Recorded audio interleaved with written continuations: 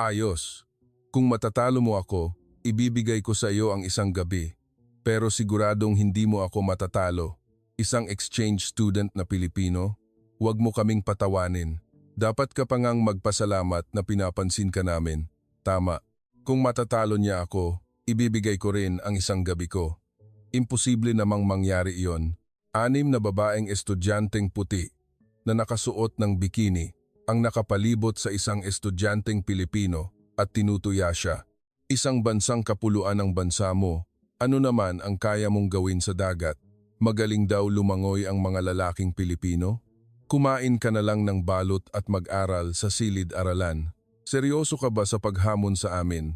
Na kinatawan ng UCSB, isang nakakahiyang pustahan, isang pampublikong pangiinsulto at isang laban sa paglangoy kung saan nakataya ang karangalan ng lahi. Ngunit ang mga mayabang na estudyanteng ito ay malapit ng lumuhod at humingi ng tawad ng may luha sa kanilang mga mata. Ano nga ba ang nangyari sa gitna ng dagat? Ang anak ng isang maninisid ng perlas mula sa Palawan, ang Pilipinong exchange student na si Jose Magtanggol, ay magpapakita ng isang kagimbal-gimbal na pagbabalikwas.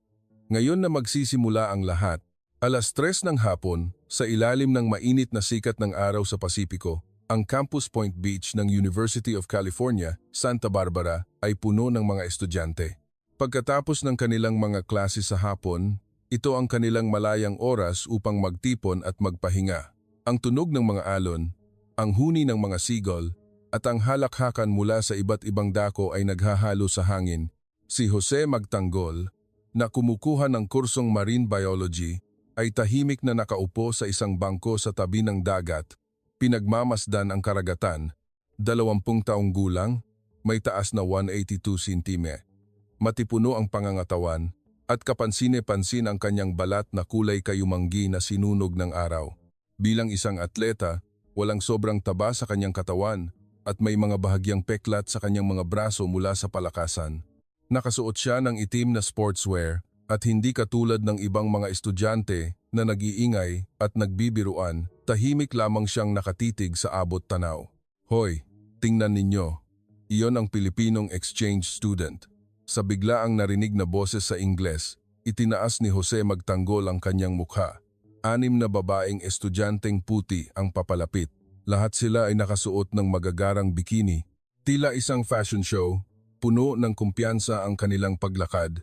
Nangunguna sa kanila si Clara, 21 taong gulang, kapitan ng swimming team ng UCSB. May buhok siyang blonde, asul na mga mata at taas na 175 cm.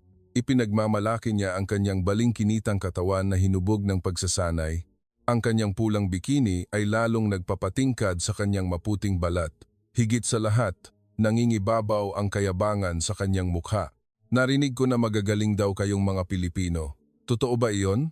Tanong ni Clara na may halong pang-uuyam. Puno ng panunuya ang kanyang boses. Nanatiling tahimik si Jose Magtanggol, ngunit ang kanyang maitim na mga mata ay mahinahong nakatitig sa kanya. Sumingit si Emily, isang miyembro rin ng swimming team. Ang kanyang kulay kapeng buhok ay nakatali ng mataas at nakasuot siya ng berdeng one-piece na swimsuit. Narinig ko nga, matiisin daw ang mga Pilipino. Sa matagalang pag-aaral, sa pananahimik, mga ganoong bagay. Pero hindi natin alam kung iyon ba ang tunay na galing. Pero, sa paglangoy, tumawa si Sofia, isang kaibigan ni Clara. Kumikinang sa sikat ng araw ang kanyang balat na nakasuot ng itim na two-piece. Ano naman ang kayang gawin ng isang Asyano sa dagat? Kami rito sa California, ang sentro ng surfing. Sumali rin ang isa pa nilang kaibigan, si Olivia. Tama, hindi ba't ang bansa ninyo ay isang concrete jungle lang? Bagay na bagay sa kanyang blonde na buhok ang suot niyang navy blue na swimsuit. Si Hannah, ang vice-captain ng swimming team, ay nag-cruise ng mga braso. Kami sa UCSB ay nagsasanay kahit sa malamig na tubig ng Pasipiko. Ibang-iba iyan sa maligamgam na dagat ng Asya. Ang kanyang kulay abong swimsuit ay nagdagdag ng talas sa kanyang imahe. Sa huli, lumapit si Marie, isang exchange student mula sa Pransya. Kahit sa aming mga nagsanay sa Europa, ano kaya ang maipapakita ng isang Pilipino? Baka pangalan lang. Nagkibit balikat siya habang suot ang puting bikini. Pinalibutan ng 6 na babae si Jose na parang isang bilog, tila sila mga hiyena na nag-aabang sa kanilang biktima. Ang kanilang mga mata ay puno ng pagmamataas at pangiinsulto at may ngisi sa kanilang mga labi. Ang ibang mga estudyanteng dumadaan ay nagsimulang mag-usisa at isa-isang nagtipon. Ano iyon? Anong nangyayari? Si Clara na naman, nambubuli na naman siguro. Kawawa naman iyong Pilipino. Pabulong na usapan na unti-unting lumalakas.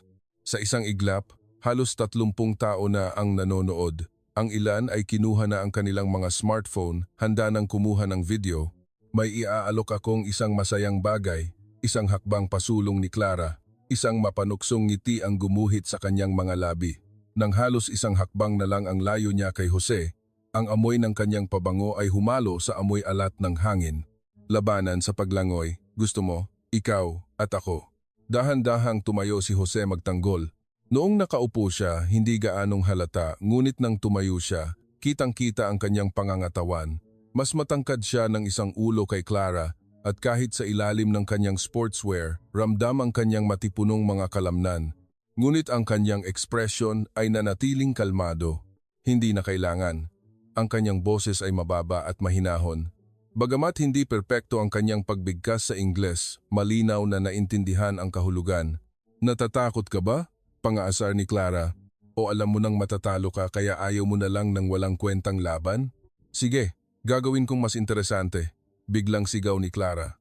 Lahat ng tingin ay napunta sa kanya. Tila isang artista sa entablado, gumawa siya ng isang malaking kilos. Kung matatalo mo ako, ibibigay ko sa iyo ang isang gabi. Sa isang iglap, natahimik ang buong beach. Tanging ang tunog ng mga alon ang bumasag sa katahimikan at pagkatapos, umugong ang malakas na tawanan at sipol. Baliw, seryoso si Clara. Jackpot ang Pilipinong iyan. Sa unang pagkakataon, kumibot ang mga mata ni Jose Magtanggol. Nakita ang paggalaw ng mga kalamnan sa kanyang panga. Sige lang, hindi mo naman ako matatalo, sabi ni Clara habang isinasuklay ang kanyang buhok. Kumikinang ang kanyang blonde na buhok sa sikat ng araw. Isang Pilipinong exchange student laban sa star player ng UCSB. Huwag mo akong patawanin. Dati akong manlalangoy noong high school. Kinatawan ng estado at lumahok sa pambansang kompetisyon. Sumabat si Hana na nakakrus ang mga braso. Tama, kung matatalo mo si Clara, ibibigay ko rin ang isang gabi ko, pagtaas ng kamay ni Marie. Dahil imposible namang mangyari, hindi mo malalaman kung gaano katamis ang gabi ng isang Pranses. Nakakatuwa ito, sumingit si Olivia. Sasali rin ako. Dahil halata namang hindi ka mananalo, huwag mo nang pangarapin na matalo ng isang lalaking Pilipino ang isang babaeng Amerikano. Sunod-sunod na sinabi ni na Emily at Sofia ang parehong bagay. Kami rin, sasali kami. Dahil siguradong matatalo ka, ligtas na pusta ito. Lahat ng 6 na babae ay nagsabi ng parehong bagay. Tila nagkasundo, sabay-sabay silang tumawa. Ang kanilang halakhak ay umalingaw-ngaw sa buong beach at ang mga estudyanteng nanonood ay nagsimulang kunan sila ng video gamit ang kanilang mga smartphone. Sunod-sunod ang flash at ang mga pulang ilaw na nagpapahiwatig ng video recording ay kumikislap sa iba't ibang dako. Grabe ito, kailangang i-upload sa TikTok. Ang pamagat, Pilipinong exchange student, kagimbal-gimbal na pustahan sa 6 na babaeng puti. Ikinuyom ni Jose Magtanggol ang kanyang mga kamao. Hindi niya inaasahan ang ganitong sitwasyon. Gusto niya lang sanang tahimik na pagmasdan ang dagat at magpahinga. Ngunit ngayon ay naging isang sitwasyon kung saan nakataya ang karangalan ng kanyang lahi. Bilang isang Pilipino, hindi siya maaaring umatras. Kapag tumanggi ka, kakalat ang tsismis na duwag ka, bulong ni Clara. Ang kanyang mga labi ay lumapit sa tainga ni Jose. Tingnan mo, lahat sila kumukuha na ng video. Tumakas ang Pilipinong exchange student. Iyan ang ilalagay naming pamagat. Aabot ang balita hanggang sa bansa mo. Tumingin sa paligid si Jose Magtanggol. Halos 50 estudyante na ang nagtipon, lahat ay may interesadong ekspresyon. Ang ilang Amerikanong estudyante ay nagsimula ng magpustahan. $100 kay Clara. Ako, 200. Siguradong si Clara. May pupusta ba sa Pilipinong iyan? Gagawin kong 100x ang panalo. Huminga ng malalim si Jose Magtanggol. Naalala niya ang maalong dagat ng Palawan. Ang mga alaala noong bata pa siya, natututong sumisid kasama ang kanyang inang maninisid, ang mga sandaling kasama niya ang kanyang amang mangingisda, naghahagis ng lambat sa gitna ng bagyo. Ngunit hindi na kailangang sabihin ang mga iyon. Sapat na ang ipakita sa gawa. Dahan-dahan siyang nagsalita. May mga kondisyon ako. Nagningning ang mga mata ni Clara. Kumagat na sa pain. Aba, ano iyon? Ang mananalo ay tatanggap ng paghingi ng tawad mula sa matatalo sa harap ng publiko. Ngumisi si Clara. Paghingi ng tawad? Iyon lang? Sige, payag ako. Dahil ako naman ang mananalo. Inaasahan ko nang makita kang lumuhod at aminin na walang binatbat ang mga Pilipino. At isa pa, dagdag ni Jose. 2 beses ang laban sa paglangoy, 1 beses sa swimming pool ng unibersidad, at 1 beses dito sa dagat. Nag-alinlangan sandali si Clara. Bakit 2 beses? Pool at dagat? Para makita ang tunay na galing, kailangan nating gawin sa parehong lugar, sabi ni Jose na may kakaibang kumpiyansa sa kanyang boses. Tinitigan siya ni Clara sandali. Tila may itinatago sa lalim ng kanyang madilim na mga mata, ngunit hindi niya ito pinansin. Sige, kailangan ko lang manalo ng 2 beses, hindi ba? Madali lang yan. Kinabukasan, 9:00 ng umaga, ang swimming pool sa recreation center ng universidad ay puno na ng mga estudyante. Halos puno na ang 500 puwestong upuan ng mga manonood. Ang mga estudyante mula sa iba't ibang bansa ay magkakasamang nakaupo at ang mga usapan sa kani-kanilang wika ay naghahalo sa hangin. Ang ilaw mula sa kisame ay sumasalamin sa tubig at ang amoy ng kloro ay nangingibabaw sa lugar. 5 minuto na lang bago magsara ang pustahan, sigaw ng isang tao. Isang hindi opisyal na pustahan ang nagaganap. May isang estudyante pa na may laptop, inaayos ang listahan ng mga pustahan sa isang spreadsheet. Ang kasalukuyang odds, Clara 1.2, Jose 20, 20. Ibig sabihin, $10 lang, 200 agad. Pero siguradong matatalo siya, bakit ka papupusta? Sayang lang ang pera. Sa isang bahagi ng upuan ng mga manonood, magkakatabing nakaupo ang 6 na babae. Nakasuot sila ng training wear ngayon, ngunit handa nang magpalit sa swimsuit anumang oras. Puno ng kumpiyansa, nagbibiruan sila. Clara, wag mo namang masyadong galingan. Kawawa naman. Oo nga, bigyan mo man lang siya ng 1 lap na lamang. Huwag kayong magbiro. Kailangan kong durugin siya ng husto para hindi na niya tayo maliitin pa. Si Clara ay nakasuot na ng isang professional na full-body racing swimsuit. Itim na may pulang guhit, isang mamahaling kasuotan na idinisenyo para bawasan ang water resistance. Nag-i-stretch siya sa harap ng salamin, pinapainit ang kanyang mga kalamnan. Matagal-tagal na rin mula noong huli akong lumangoy. Nang seryoso simula noong pumasok ako sa universidad, bulong ni Clara. Ang kanyang record sa 100 meters freestyle ay nasa 54 segundo. Bagamat hindi profesional, isa siya sa pinakamagagaling sa mga atleta sa kolehiyo. Mula sa kabilang locker room, lumabas si Jose magtanggol. Nakasuot lamang siya ng simpleng itim na swimming trunks katulad ng kahapon. Walang espesyal na kagamitan, walang magarbong disenyo. Ngunit nang lumitaw ang kanyang katawan, may mahinang paghanga na narinig mula sa mga manonood. Wow! Ang ganda ng katawan niya, parang eskultura, isang obra maestra.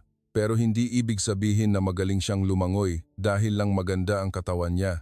Ang katawan ni Jose ay iba sa karaniwang manlalangoy. Hindi ito makinis at perpekto, kundi magaspang at hinubog ng praktikal na pagsasanay.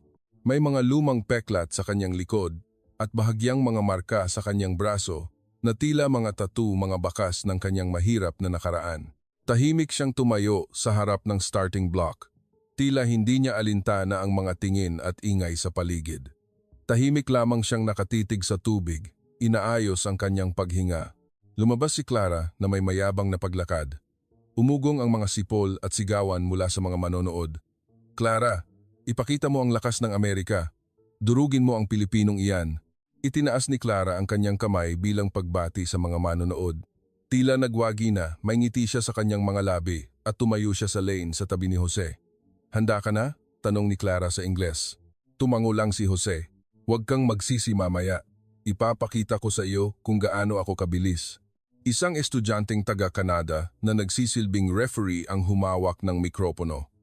Mga kababayan, sisimulan na natin ang opisyal na laban. Unang competition, 100-meter freestyle. Natahimik ang mga manonood. Bumigat ang tensyon sa paligid. Lane 4, ang kapitan ng UCSB, si Clara. Umugong ang palakpakan. Lane 5, ang exchange student mula sa Pilipinas, si Jose Magtanggol. Tanging mahinang palakpak ang narinig. Karamihan ay sumusuporta kay Clara, mga manlalangoy, sa starting block. Umakyat ang dalawa sa starting block. Ang postura ni Clara ay perpekto ayon sa aklat. Nakayuko ang itaas na bahagi ng katawan, mga braso sa likod, bahagyang nakabaluktot ang mga tuhod. Samantala, kakaiba ang postura ni Jose. Mas mababa ang kanyang pagkakayuko, tila sisisid sa dagat na may malalim na anggulo. Handa, isinubo ng referee ang kanyang pito. Natahimik ang buong pool, lahat ng tingin ay nakatuon sa dalawang manlalangoy. Bang! Sa hudyat ng pagsisimula, sabay na tumalon ang kanilang mga katawan sa hangin. Ang pagtalon ni Clara ay perpekto. Gumuhit ito ng isang parabola at pumasok sa tubig ng may kaunting tilamsik lamang. Anggulo. Tiempo lahat ay parang mula sa aklat. Ang pagpasok ni Jose sa tubig ay iba. Mas malayo, mas malalim. Tila isang maninisid na may hinahanap sa ilalim ng tubig. Sumisid siya sa malalim na anggulo. Inakala ng mga manonood na ito ay isang pagkakamali. Ngunit ito ay isang kalkuladong kilos. Nakuha ng underwater camera ang kanilang mga galaw. Agad na nagsimula si Clara ng malakas na dolphin kick. Ang kanyang mga binti ay gumagalaw na parang isda.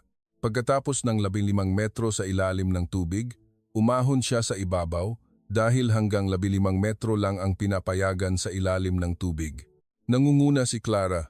Sa 25-meter mark, may kalahating katawan siyang lamang, sabi ng isang estudyanteng nagboboluntaryong announcer.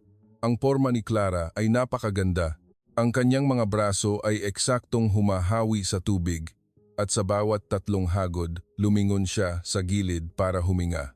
Halos walang tilamsik, napakalinis ng kanyang porma. Ngunit ang mga nakakaalam sa paglangoy ay nakaramdam na may kakaiba.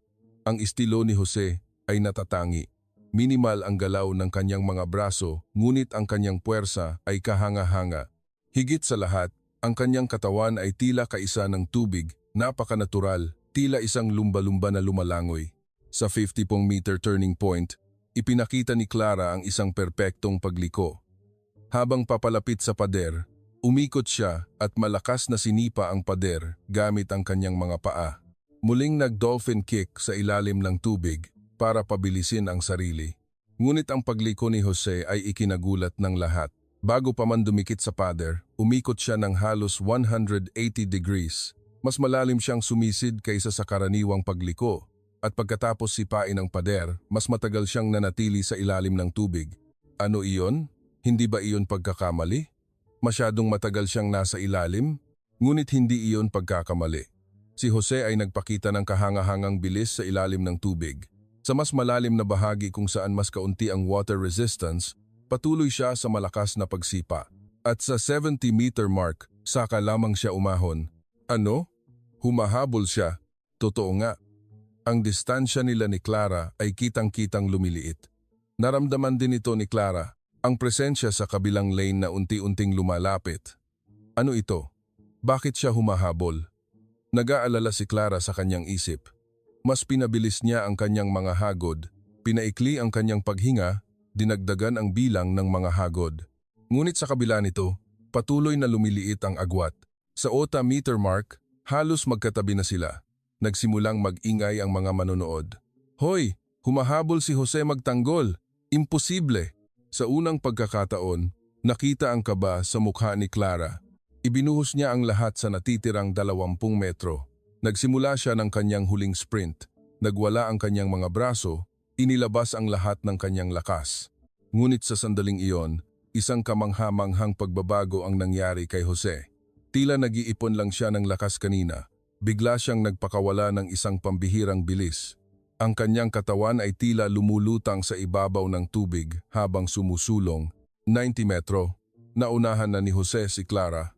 Isang maliit na lamang, ngunit malinaw na siya na ang nangunguna, 95 metro. Lalong lumaki ang agwat. Desperadong humabol si Clara, ngunit huli na ang lahat. Huling pagdampi. Halos sabay na dumampi ang kanilang mga kamay sa pader. Masyadong dikit para malaman kung sino ang nanalo sa mata lamang. Lahat ay nakatingin sa electronic scoreboard.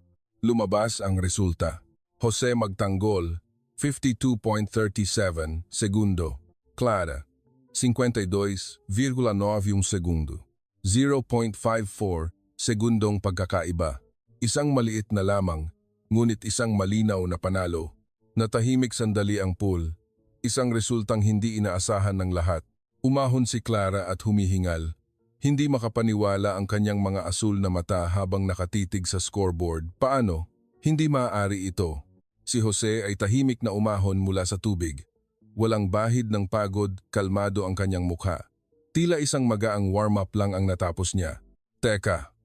Biglang tumayo si Emily at sumigaw. Umalingaw-ngaw ang kanyang boses sa buong pool. Nagkataon lang yan. Dapat ulitin. Nagkamali lang si Clara. Sumang-ayon ng ibang mga babae. Tama iyan. Ang unang karera ay warm-up lang. Ngayon pa lang ang totoong laban. Sabi ni Hannah na nakakrus ang mga braso. Tumango si Sofia. Masyadong nag-relax si Clara. Ngayon, ipapakita niya ang tunay niyang galing. Lumabas si Clara mula sa tubig. Ang kanyang mukha ay namumula sa gulat at galit. Tumutulo ang tubig mula sa kanyang blonde na buhok. Binabasa ang sahig. Humihingal siyang tinitigan si Jose. Sinuwerte ka lang. Ang susunod, 200 metro. Sa long distance lumalabas ang tunay na galing. Pinunasan ni Jose ang kanyang buhok gamit ang tuwalya at mahinahong sumagot. Sige, muling nag-ingay ang mga manonood. Ngayon, mas marami nang pumupusta kay Jose. Sasabay ka ba? $50 kay Jose. Ako rin. Nakita mo kanina, tunay na magaling. Hindi, sa short distance, may swerte pa. Sa long distance, si Clara ang mananalo. Binigyan sila ng 10 minutong pahinga. Umupo si Clara sa bangko, uminom ng sports drink at muling pinag-isipan ang kanyang diskarte. Magulo ang kanyang isip. Anong nangyari? Sigurado akong ako ang nangunguna. Paanong bigla siyang bumilis sa huli? Posible kayang nagtitimpi lang siya ng lakas mula sa simula. Sinulyapan ni Clara si Jose. Tahimik siyang nakaupo, nakapikit, tila nagme-meditate. Regular ang pagtaas at pagbaba ng kanyang dibdib at payapa ang kanyang mukha, ang yabang niya. Nakakainis, nagngit-ngit si Clara. Mula high school, hindi pa siya natatalo sa paglangoy. Ngayon, matalo sa isang hindi kilalang dayuhan, hindi matanggap ng kanyang pride. Ihanda ang pangalawang kompetisyon. Sigaw ng referee. Agad na tumayo si Clara. Iba na ang kanyang ekspresyon. Nawala ang pagbibiro. Napalitan ng matalas na titig. 200-meter freestyle, mga manlalaro, pumasok na. Muling tumayo ang dalawa sa starting block. Iba na ang atmosfera. Si Clara ay sobrang nakatuon, habang si Jose ay nananatiling kalmado. Honda, start! Sa hudyat, nagmamadaling tumalon si Clara. Sa pagkakataong ito, ibinuhos niya ang lahat ng lakas mula sa simula. Tila isang short-distance race, sumugod siya ng napakabilis. Malakas ang tilamsik ng tubig at ang kanyang mga braso ay parang elisi. Napakabilis ni Clara. Sa 50-meter mark, may isang buong katawan na siyang lamang, isang napakalaking agwat. Ginawa ni Clara na enerhiya ang kanyang galit at lumangoy ng parang baliw. Sa 100-meter mark, malinaw pa rin siyang nangunguna. Ngunit ang problema ay dumating pagkatapos. Nagsimulang lumabas ang epekto ng pagbuhos ng lahat ng lakas sa unang 100 metro. Naging mabigat ang kanyang paghinga at bumigat ang kanyang mga braso. Sa kabilang banda, si Jose ay nanatili sa parehong bilis mula sa simula, 120 metro. Nagsimulang lumiit ang agwat. Kitang-kita ang pagbagal ni Clara. Nagulo ang kanyang mga galaw at naging hindi regular ang kanyang paghinga. Hindi! Bakit ako napapagod? Desperadong naisip ni Clara. Dati, madali lang sa kanya ang 100 metro. Ngunit dahil sa sobrang bilis sa unang 100 metro, nagsimulang maipon ang lactic acid. Nararamdaman niya ang parang sinusunog na sakit sa kanyang mga kalamnan. Huling pagliko. Ang agwat nila ay tuluyan ng nawala. O mas tamang sabihin, Si Jose na ang nagsimulang manguna. Si Jose ay nanatili sa kanyang pare-parehong ritmo at ang kanyang estilo ay perpektong nakikiisa sa tubig. 170 metro. Malinaw nang nangunguna si Jose. Sinubukan ni Clara na humabol, ngunit ubos na ang kanyang lakas. Ang kanyang mga braso ay parang tingga at halos hindi na gumagalaw ang kanyang mga paa. Huling 30 metro. Muling nag-ingay ang mga manonood. Sa pagkakataong ito, mas malinaw ang agwat. Halos kalahating lap na ang lamang ni Jose. Hindi ka panipaniwala. Natalo si Clara. Ang talaga ng Pilipinong iyan. Touch!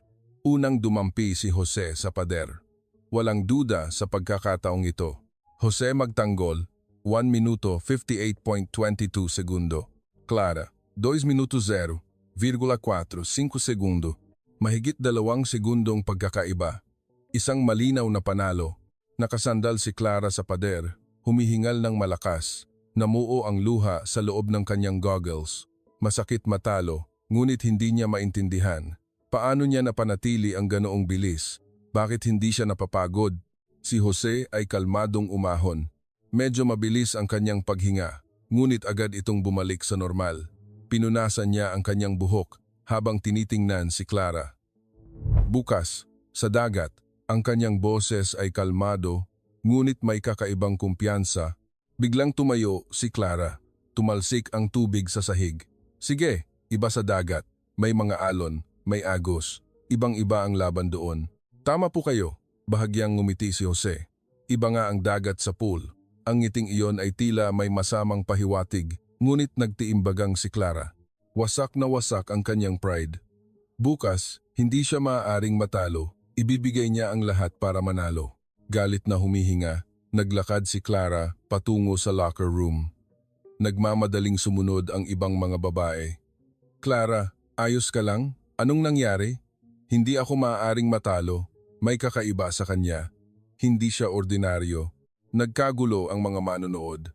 Ang mga nanalo sa pustahan ay nagsisigawan habang ang mga natalo ay halos maiyak. Yes, ang $50 ko naging 1,000. Anak nang, natalo ako ng 500. Kailangan kong mag-all-in sa laban sa dagat bukas. Nang hapong iyon, ang buong campus ay pinag-uusapan ang pangyayari. Ang balita na 2 beses na tinalo ng isang Pilipinong exchange student si Clara ay kumalat na parang bomba. Sa cafeteria, sa library, sa dormitoryo, lahat ay tungkol dito ang pinag-uusapan. Narinig mo ba? Tinalo si Clara. 2 beses. Hindi ka panipaniwala. Hindi ko palalampasin ang laban sa dagat bukas. Gabi, nagkaroon ng emergency meeting sa dormitoryo ng mga babae. Nakaupo si Clara sa kama, hawak ang kanyang ulo. 5 pa niyang kaibigan ay nakapaligid sa kanya. Clara, magpakatatag ka. Bukas ang totoong laban, sabi ni Emily, sinusubukang pag-aanin ang kanyang loob. Umiling si Clara. Hindi ko maintindihan. Sa teknikal, dapat ako ang mas magaling. Ang porma ko, ang bilis ko. Bakit ako natalo? Binuksan ni Hana ang kanyang laptop. Sinuri ko ang video. Kakaiba ang estilo ni Jose. Sobrang efficient sa enerhiya, walang kahit anong nasasayang na galaw. Ito ay paraan para mabawasan ang friction sa tubig. Posible ba iyon? Tanong ni Sofia. Sa teorya, oo. Pero para magawa iyon, kailangan ng napakalaking karanasan. Parang isang taong ginugol ang buong buhay niya sa ilalim ng tubig. Ikinuyom ni Clara ang kanyang kamao. Bukas, iba na.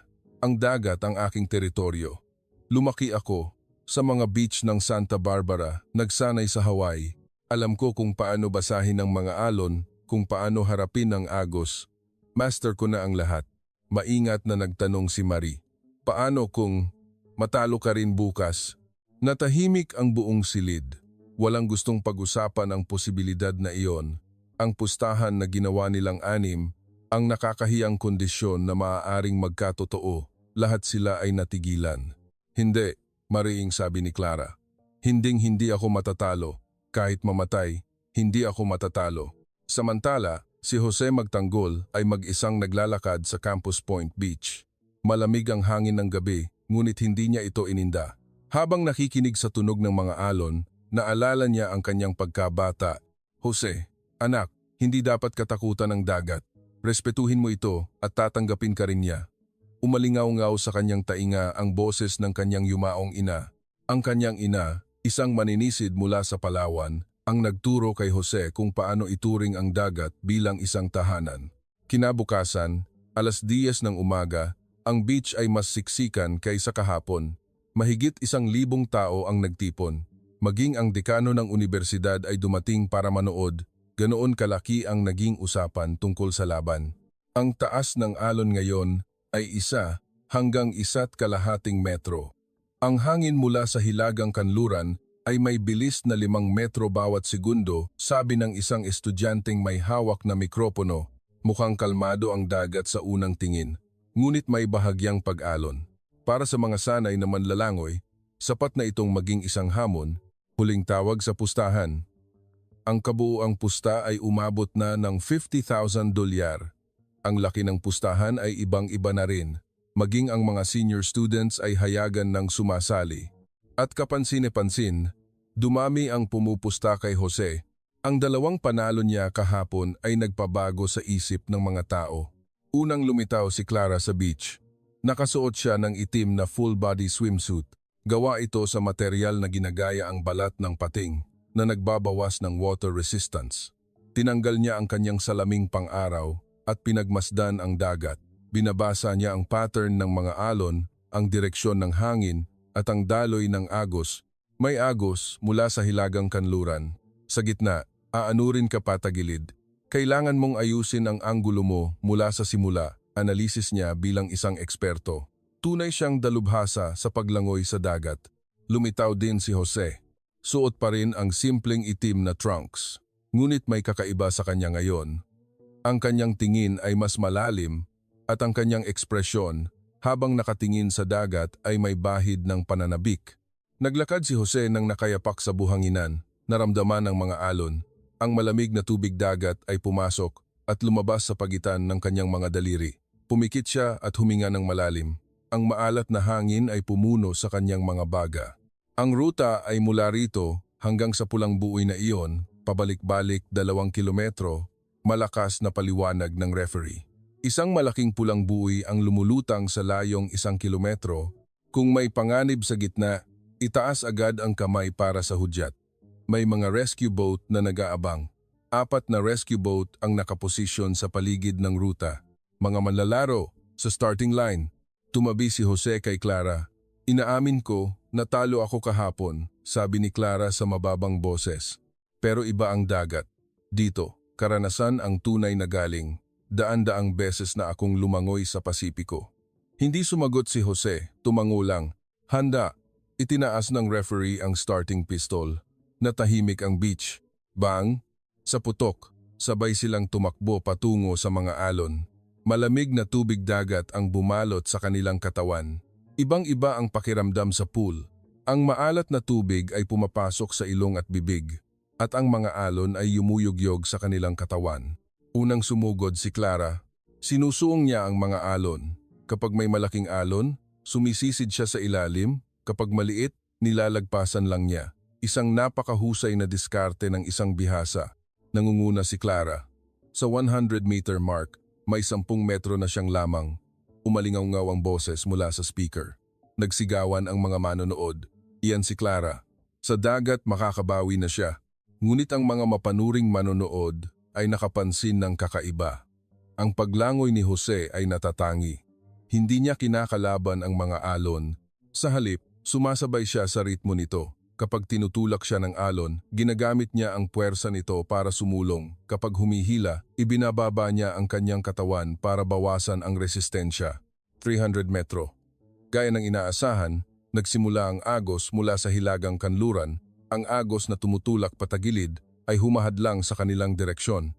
Inayos ni Clara ang kanyang anggulo gaya ng inaasahan niya.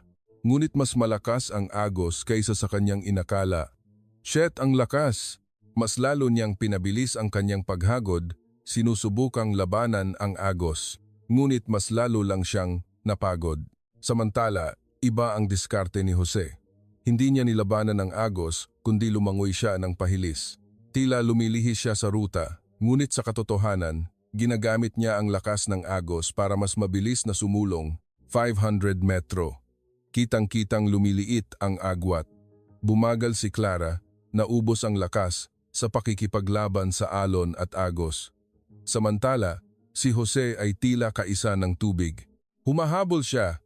Naging tensyonado ang boses ng announcer. Nagsimulang mag-ingay ang mga manonood. Humahabol si Jose. Paanong ang bilis niya? Parang nakasakay sa alon. 700 metro. Sinulyapan ni Clara si Jose. 5 metro na lang ang layo niya. Hindi ka panipaniwala.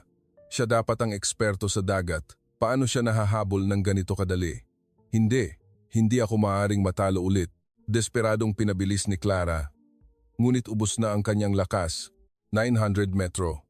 Magkatabi na sila. O mas tamang sabihin, si Jose na ang unti-unting nangunguna. Ang kanyang mga galaw ay kalmado pa rin. Tila bumalik siya sa kanyang pagkabata, naglalaro sa dagat ng Palawan. Hindi ka panipaniwala. Naunahan na ni Jose si Clara. Nagulat ang mga manonood. Ang mga babaeng kaibigan ni Clara ay namutla. Clara, laban lang!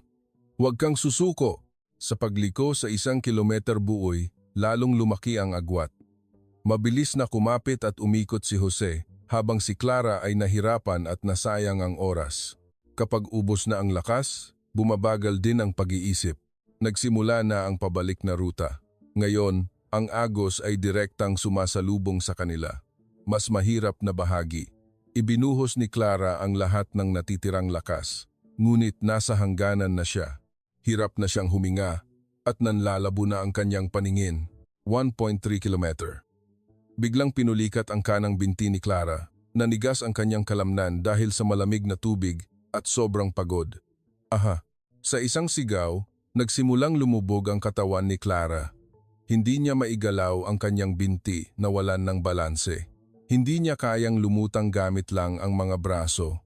Takot ang bumalot sa kanya. Mamamatay ako. Mamamatay na talaga ako. Desperadong kumampay si Clara, ngunit patuloy siyang lumulubog. Nagsimula siyang uminom ng tubig. Pumasok ang tubig dagat sa kanyang baga, lalo siyang nagpanik. Nagsigawan ang mga tao sa beach. Nalulunod si Clara. Rescue boat, bilis. Mabilis na umalis ang rescue boat, ngunit malayo pa ito. Sa sandaling iyon, lumingon si Jose. Siya na patungo sa finish line, biglang lumingon at lumangoy pabalik kay Clara. Walang pag-aalinlangan, walang halaga ang panalo. Mabilis siyang lumapit kay Clara. Nakita niya si Clara na nagkakawag sa ilalim ng tubig at agad siyang sumisid. Sa ilalim ng tubig, halos mawalan na ng malay si Clara. Nakapikit ang kanyang mga mata, nawawalan na ng lakas. At sa sandaling iyon, isang malakas na braso ang yumakap sa kanya. Hinawakan ni Jose ang baba ni Clara at niyakap ang kanyang dibdib. At sa isang malakas na sipa, umahon sila sa ibabaw. Cough! Cough! Umubo ng malakas si Clara pagkaahon. May malay pa siya, ngunit hindi niya kayang suportahan ang sarili. Kalma lang. Huwag kang lumaban. Narinig niya ang mahinahong boses ni Jose. Inayos niya si Clara sa isang life-saving position at nagsimulang lumangoy patungo sa beach. Dala-dala ang bigat ni Clara. Si Jose ay ligtas siyang inilalangoy patungo sa pampang. Sinalubong sila ng mga alon, ngunit hindi natinag si Jose. Ang kanyang malakas na braso ay mahigpit na nakayakap kay Clara. Ayos lang, malapit na tayo, bulong ni Jose. Sa beach, nagkakagulo. Daan-daang estudyante ang nakatayo, nakatingin sa dagat. Sinasagip ni Jose, si Clara. Isinuko niya ang panalo para iligtas siya. Isang tunay na sportsman. Nakalapit ang rescue boat. Kami na ang bahala, sabi ng mga lifeguard. Ngunit umiling si Jose. Kaya ko na po, hanggang sa pampang. Hindi niya binitiwan si Clara hanggang sa huli. Nang makarating sila sa mababaw na bahagi, tumakbo ang mga lifeguard. Maingat na inihiga ni Jose si Clara sa buhanginan. Umubo pa rin siya, ngunit stable na ang kanyang paghinga. Sinimulan ng mga lifeguard ang first aid. Tumayo si Jose sa gilid, pinapanood sila. Tumutulo ang tubig mula sa kanyang itim na trunks at mabilis ang pagtaas-baba ng kanyang dibdib. Ngayon pa lang niya naramdaman ang pagod. Minulat ni Clara ang kanyang mga mata. Sa likod ng oxygen mask, nakita niya si Jose. Namuo ang luha sa kanyang mga asul na mata. Bakit? Bakit mo ako tinulungan? Garalgal ang kanyang boses. Panalo ka na sana. Siguradong panalo. Lumuhod si Jose. Seryoso ang kanyang mukha. Ano ang halaga ng isang kompetisyon? Ang buhay ng tao ang pinakamahalaga. Natahimik ang buong beach. At may isang taong nagsimulang pumalakpak. Ang dekano. Sinundan ito ng mga propesor at ng mga estudyante. Sa huli, ang buong beach ay umugong sa malakas na palakpakan. Bravo! Isang tunay na bayani. Nakakaiyak. Tumulo ang luha mula sa mga mata ni Clara. Habang isinasakay sa stretcher, hindi niya inaalis ang tingin kay Jose. Ang kanyang mga mata ay puno ng tunay na pag-aalala. Walang bahid ng pagmamataas o saya ng pagkapanalo. Nagmamadaling lumapit ang ibang mga babae. Clara, ayos ka lang? Lumingon si Emily kay Jose. Isang komplikadong emosyon ang makikita sa kanyang mukha. Panalo ka na sana. Hindi ang pagkapanalo ang mahalaga. Ulit ni Jose habang tumatayo. Isa sa mga turo sa aking bayan ay huwag na huwag mong iiwanan ang isang kasama. Kahit nakatunggali pa siya, pareho kaming tao. Nagsalita si Hana. Pero, ang pustahan. Kanselahin na natin ang pustahan, mariing sabi ni Jose. Mali na ginawa natin ang ganoong pustahan sa simula pa lang. Hindi dapat ginagawang laro ang karangalan ng isang tao. Walang masabi ang mga babae. Napagtanto nila kung gaano sila naging hangal. Nahiya sila sa kanilang mapagmataas at mapanghusgang sarili. Yumuko si Sofia. Patawad. Nagkamali kami. Sumunod si Marie. Maling-mali ang pagkakilala namin sa iyo at sa mga Pilipino. Pinunasan ni Olivia ang kanyang luha. Talo talaga kami. Lubusang talo. Nang hapong iyon, sa infirmary ng universidad, nakahiga si Clara sa kama. Maayos na ang kanyang kalagayan. Mula sa bintana, tanaw ang dagat sa malayo. Tok-tok, bumukas ang pinto. Pumasok si Jose, may dalang isang bouquet ng bulaklak. Ayos ka na ba? Umupo si Clara. Salamat sa iyo, naligtas ako. Inilapag ni Jose ang mga bulaklak, mga simpleng ligaw na bulaklak. Gusto ko lang sanang malaman, sabi ni Clara. Paano ka naging ganoon kagaling lumangoy? Lalo na sa dagat? Umupo si Jose. Lumaki ako sa isang lugar na tinatawag na Palawan. Ang aking ina ay isang maninisid ng perlas at ang aking ama ay isang mangingisda. Natuto akong lumangoy bago pa man maglakad, anak ng maninisid ng perlas. Gulat na tumingin si Clara. Oo, ang dagat. Para sa akin, tahanan iyon. Kapag kinatatakutan mo ito, lalamunin ka niya. Pero kapag nirespeto at inunawa mo, tatanggapin ka niya. Nagkaroon ng katahimikan. Ngayon ko naintindihan kung gaano ako naging mayabang, sabi ni Clara. Akala ko, sapat na ang talento at teknik. Pero ikaw, kaisa ka ng dagat. Hindi naman po, mapagkumbabang sabi ni Jose. Biglang bumaba si Clara mula sa kama at lumuhod sa harap ni Jose. Anong ginagawa mo? Gulat na sabi ni Jose. Sinusubukang itayo siya. Gusto kong humingi ng tawad ng maayos. Sa pag-insulto ko sa iyo at sa lahat ng Pilipinong estudyante. Sa pag-alok ko ng masamang pustahan, sa lahat, humihingi ako ng tawad. Tumayo ka, hindi mo kailangang gawin yan. Hindi. Kulang pa ito, itinaas ni Clara ang kanyang mukha, puno ng luha. Bukas ng umaga, sa harap ng lahat ng estudyante, hihingi ako ng tawad sa publiko at hinding-hindi ko makakalimutan ang ipinakita mong tunay na diwa ng sportsmanship. Itinayo ni Jose si Clara. Kalimutan na natin ang nakaraan, magkaibigan na tayo ngayon. Sa sandaling iyon, bumukas ang pinto at pumasok ang ibang mga babae. Nakita nila si Jose at sandaling natigilan. At sabay-sabay silang yumuko. Jose, maraming salamat sa pagligtas kay Clara at patawad sa aming kawalang galang. Tumingin si Jose sa labas ng bintana. Ang papalubog na araw ay nagkukulay pula sa dagat. Sabi ng nanay ko, sa dagat, ang tanging paraan para mabuhay ay ang pagprotekta sa isa't isa. Walang sinuman ang kayang talunin ang dagat ng mag-isa. Natahimik silang lahat sa kanyang mga salita. Kinabukasan, alas 8 ng umaga, ang sentral na plaza ng universidad ay puno ng mahigit 2,000 estudyante. Nagtipon ang lahat para sa isang espesyal na anunsyo. Tumayo ang pangulo ng universidad sa harap ng mikropono. Bago natin simulan, may espesyal na anunsyo. Si Clara mula sa swimming team ay may nais sabihin sa inyong lahat. Nag-ingay ang plaza. Kumalat na ang nangyari kahapon. Umakyat si Clara sa entablado. Maayos ang kanyang kasuotan, ngunit maputla pa rin. May hawak siyang papel, ngunit ibinaba niya ito. Sa lahat ng mga estudyante, umalingaw-ngaw ang kanyang boses. Alam na ninyo siguro ang nangyari sa dagat kahapon, ngunit may isang pangyayari bago iyon na hindi ninyo alam. Huminga siya ng malalim. 3 araw na ang nakalipas, kami ng aking 5 kaibigan ay hayagang ininsulto ang isang Pilipinong exchange student, si Jose Magtanggol. Minaliit namin ang mga Pilipino at pinagtawanan ang kanilang kakayahan.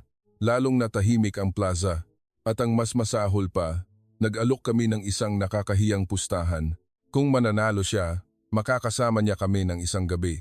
Isang alok na hindi dapat gawin ng isang estudyante o ng isang tao. Umugong ang mga bulungan ng pagkabigla.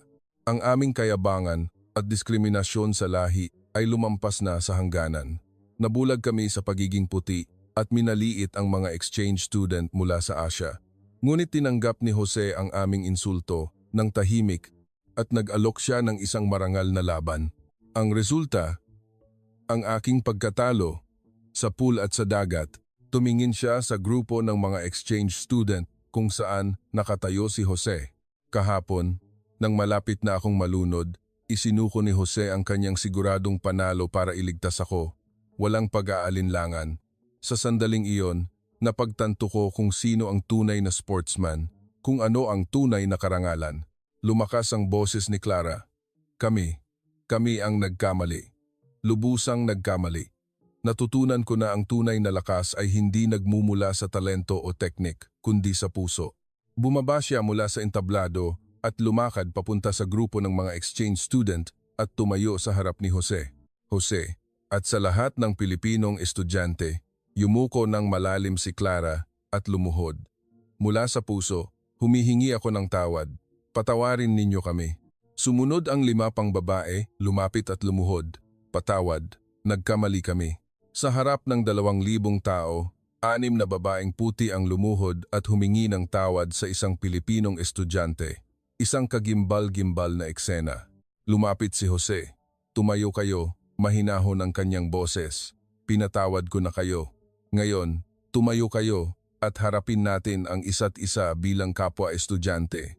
Inilahad ni Jose ang kanyang kamay kay Clara. Umiiyak na hinawakan ni Clara ang kanyang kamay at tumayo. Ngunit may isang bagay akong gustong sabihin. Hinawakan ni Jose ang mikropono. Magkakaiba man tayo ng bansa, lahi at kultura, lahat tayo ay mga taong may parehong pinahahalagahan. Nagnanais tayo ng kapayapaan, tumutulong sa mahihina at kumikilos para sa ating kapwa. Iyan ang nagbubuklod sa atin.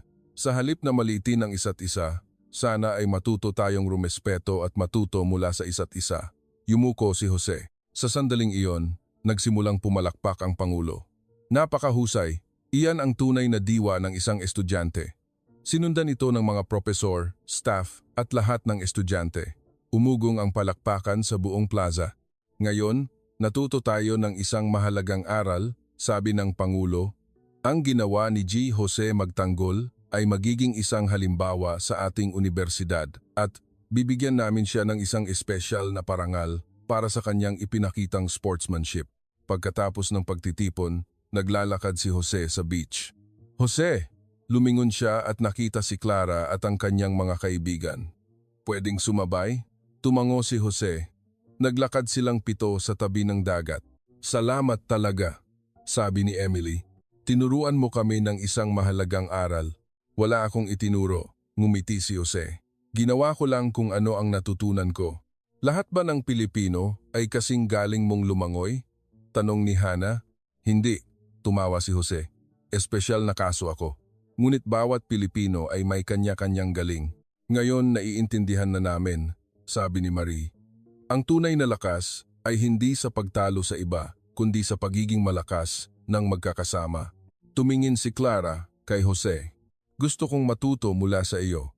Kung paano maging kaisa ng dagat. Sige, tumango si Jose. Marami rin akong matututunan sa inyo. Habang naglalakad sila, maingat na nagsalita si Clara. Tungkol sa pustahan na iyon, kalimutan mo na iyon, mariing sabi ni Jose. Mula sa simula, hindi iyon nangyari. Pero may isang bagay akong gustong tuparin, seryosong sabi ni Clara. Ano iyon? Ang respetuhin ka habang buhay. Hindi iyon pustahan, kundi mula sa puso ko. Tumango ang ibang mga babae. Kami rin. Hinding-hindi namin makakalimutan. Salamat sa pagpapakita kung ano ang ibig sabihin ng pagiging isang tunay na tao. Hindi nagsalita si Jose, tinitigan lang ang dagat. Naalala niya ang dagat ng Palawan, tila naririnig niya ang boses ng kanyang ina. Mahusay, anak, ipinagmamalaki kita. Ang kwentong ito ng Pilipinong exchange student na si Jose Magtanggol ay nagpapakita na ang tunay na lakas ay hindi lamang sa kakayahan sa paglangoy. Ito ay nasa katapangan na iligtas maging ang iyong katunggali. Ang isang nakakahiyang pustahan ay naging isang kwento ng paggalang at pagliligtas ng buhay. Ang diwa ng dagat na ipinakita ng anak ng isang maninisid mula sa Palawan na sa dagat, lahat tayo ay magkakapatid ay tumawid sa mga hangganan. Sana, sa ating pang-araw-araw na buhay, matuto tayong rumespeto sa isa't isa ng walang pagkiling.